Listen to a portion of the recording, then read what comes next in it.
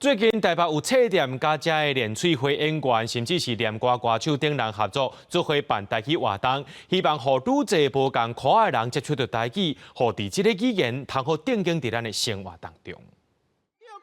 唔是三票用台迄种语言，是种下弦音，结下弦言，结出弦歌的鲜花咧，连牛肉汤哦。演员用台语练喙花，人甲节目评审甲其他演员拢喙笑目笑。当兵是作家，是会想，也是戏剧演员。伊讲家己自2019年开始做 talk show， 就拢会参一半句仔台语。到即马来，毋若用全台语练喙花，嘛甲台北嘅册店合作，招其他戏剧演员不敌会含台语念歌创作者张雅顺等等做阵参与，希望互民众接触到无共形式嘅台语。拢有咧做迄个 open mic 活动，因迄个 open mic 就是讲，你要讲华语嘛会当，你要讲台语嘛会当，拢会使讲啊！你嘛会使唱歌嘛会使讲安尼，就是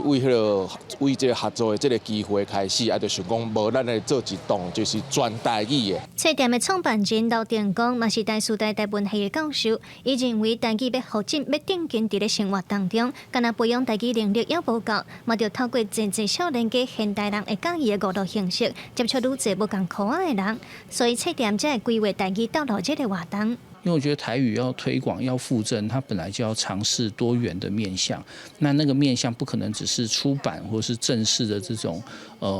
戏剧院的这种表演，它可以是更庶民的。那我们现在就在开发这种更生活面向的表演形式。